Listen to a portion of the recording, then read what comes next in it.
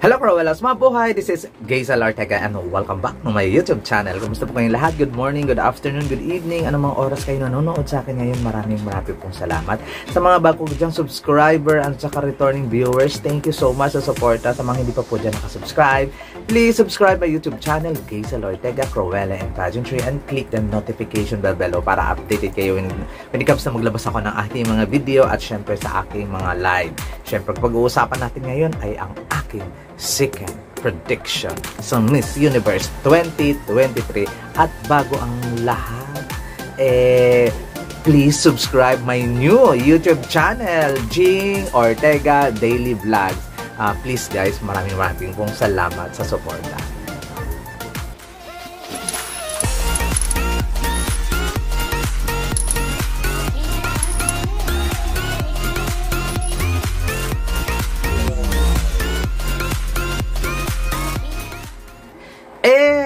Hola! At syempre, ang pag-uusapan natin ay ang aking second prediction ngayon sa Miss Universe 2023. Excited na ba kayo? Kakaloka kasi yung last week ang aking basis sa aking prediction, sa aking first prediction ay beauty, aura, beauty, and communication skills. O, diba? Ngayon, iba naman ang ating basis ngayon. Para magkaintindihan po tayo, may kanya-kanya pong basis ang aking prediction.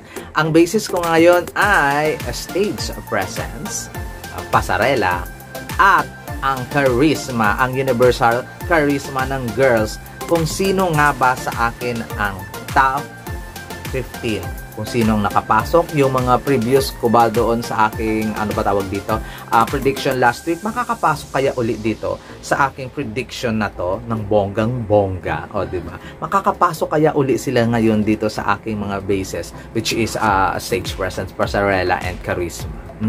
Abangan po ninyo yan. At wag na tayong magpaligoy-ligoy pa. Ilagay ko na ang aking number 15, Guatemala, Michelle Con. Hindi ko alam kung paano Cohen or Con. Michelle Con, isa siyang ma'am. Kakaloka. Ganda, di ba?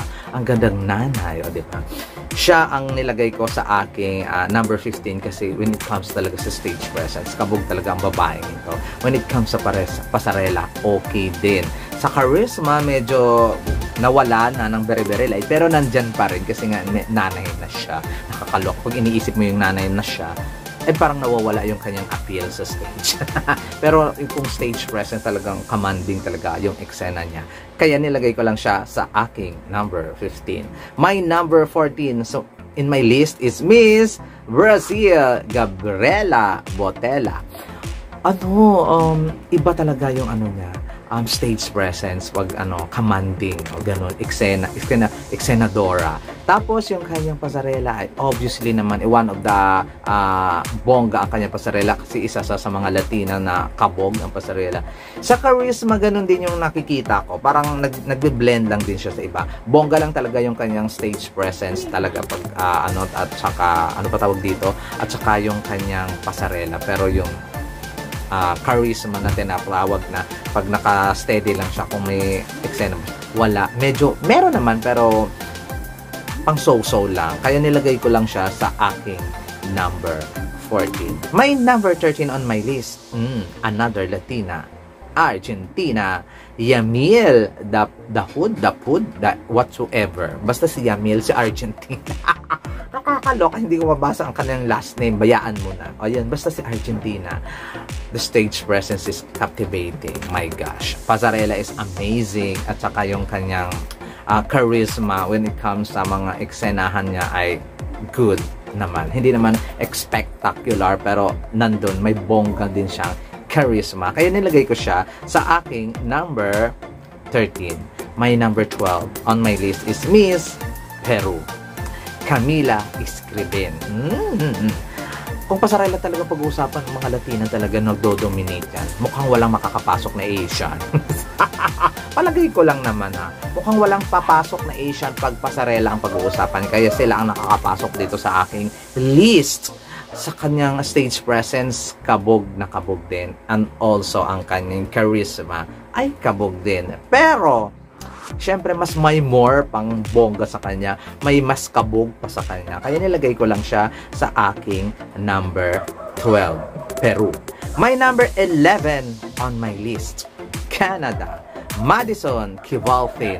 Si Madison Kevaltin, ang kanyang pasarela ay so-so. Hindi siya pinakabongga, pero yung commanding ang kanyang stage presence. Kasi nakatayo lang siya, ang ganda-ganda niya talaga. Promise, ang ganda-ganda niya talaga.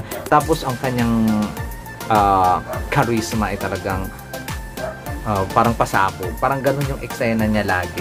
Kaya nilagay ko siya sa aking number 11 kasi last week number 1 ko siya sa iba namang basis. Ito number na lang siya. Number 11 na lang siya sa akin. Number 11 na lang siya sa aking sa aking prediction.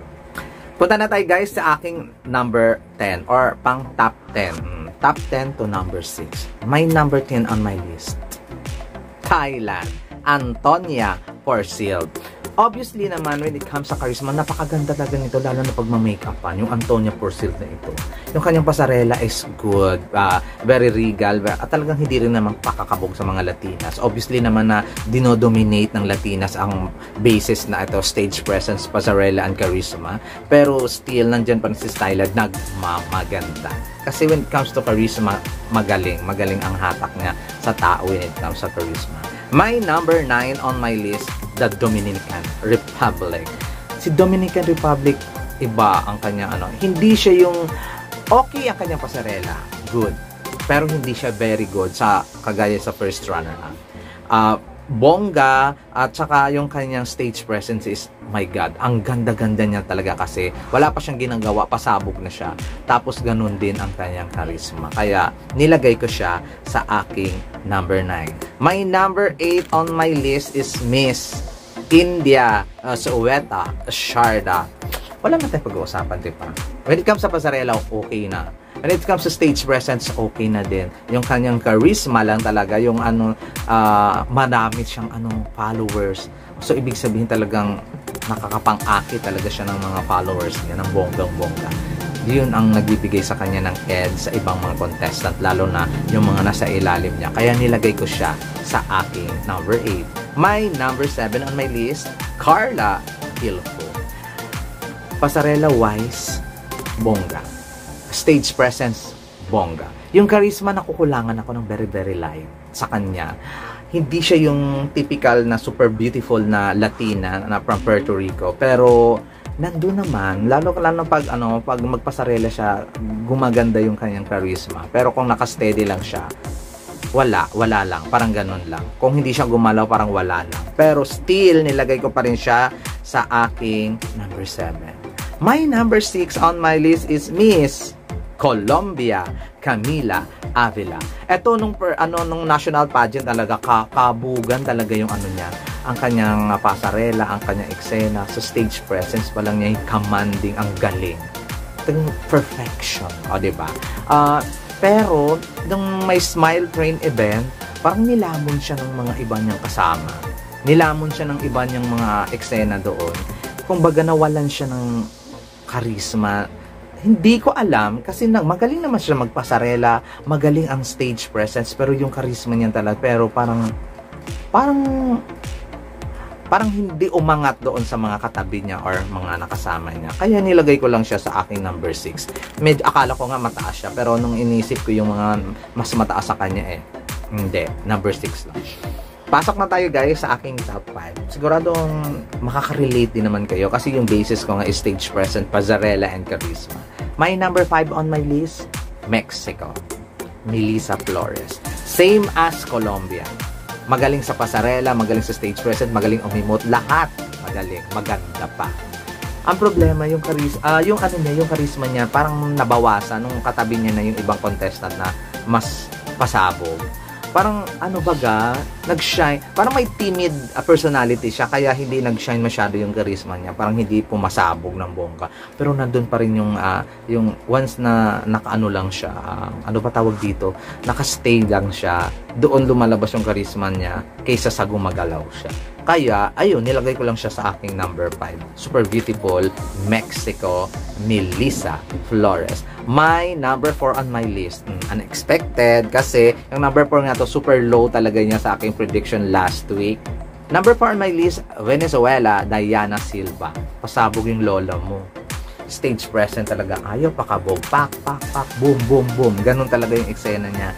Hindi siya pwedeng matalo. Mga ganun. Pinapakita niya talaga. I'm Venezuela. Ganon. Tapos ang kanyang pasarela. Pak. Talaga, alam mo namang expert talaga sila when it comes sa pasarela. And the stage present and charisma is captivating. Amazing talaga. Pero nilagay ko lang siya sa aking number 4 kasi mas may angat pa sa kanya. Talaga. My number 3 on my list, Philippines, Michelle D. Hindi naman ito sa pang-bias ha. Pero obviously, dito nag-shine si Michelle D sa kanyang stage presence. Iba talaga siya pag sa stage na, alam mo talagang si Michelle D siya. Alam mong nangangabog, nangangain, parang ahas. Parang eye-catching yung kanyang beauty. Yun ang charisma na ibinibigay ni Michelle D once sa stage present at yung charisma niya nag-uumapaw. Nilagay ko lang siya sa aking number 3 kasi yung pasarela niya medyo weak. So totoo lang. Hindi siya pasabog as Venezuela and Mexico or Colombia pero mas nag-uumapaw yung charisma niya doon sa iba. Kaya nilagay ko lang siya sa aking number 3 dahil sa kanyang weak na pasarela. Still, number 3. My number 2 on my list, kaloka. Friends. Friends, Diane Larry. Iba talaga siya. Picture, in motion, video, iba yung kanyang stage presence, iba yung charisma, iba din yung kanyang pasarela. Baga, yung sobrang isang taon niyang pinaghandaan ay lumalabas talaga sa mga eksena niya. Magaling talaga yung France. Promise, may chance talaga yung France na manalong Miss Universe kung ito lang naman yung basis, stage presence, pasarela, and charisma. I love it. Pero, ito na ang akin number 1. Maluloka kayo. Wala sa listahan ninyo to. I think so. Pero, feeling ko, ito talaga ang nagsha-shine when it comes sa basis na stage presence, pasarela, and charisma. Indonesia. Charot. Obvious ba? Hindi siya. My number 1 on my list, Nicaragua, Shanice Apalacio. Pak, pak, boom, boom, boom, pow talaga. Si Shanice Apalacio, when it comes to stage present, kung paano niya niligwak yung mga kasama niyang Latina doon sa Smile Train sa rampahan, pasarela, stage present, and the charisma. Alam mo yung charisma niya na naiiba siya ng mukha doon sa mga Latinas, kaya nag-shine bright like a diamond talaga siya doon. Naiiba kasi yung mukha niya, kasi yung mukha, hindi yung mga Latina magkakamukha halos lahat, magkaka-lianera, magkaka-prototype, pero nung si Nicaragua lumabas, iba ang kanyang eksena, iba yung kanyang dating, iba lahat. Kaya number 1 ko talaga, Shanice Palacios ng Nicaragua. There you go, guys. Maraming salamat. O, diba? Napakabilis lang ang aking napakabilis lang ng aking prediction, na second prediction. Kayo, sino ang lamang sa stage presence, pasarela, at saka charisma sa mga Miss Universe candidates ngayon? More than almost 70 na sila ngayon na naglaban-laban. Kasi so far at September ay almost 70 na. Para sa inyo, comment down below lang kayo. Pag-uusapan natin yan para malaman natin kung sino yung mga bet ninyo when it comes to stage presence, pasarela, and charisma. Maraming salamat. This has been Gazel Ortega. Hanggang sa muli. Paalam.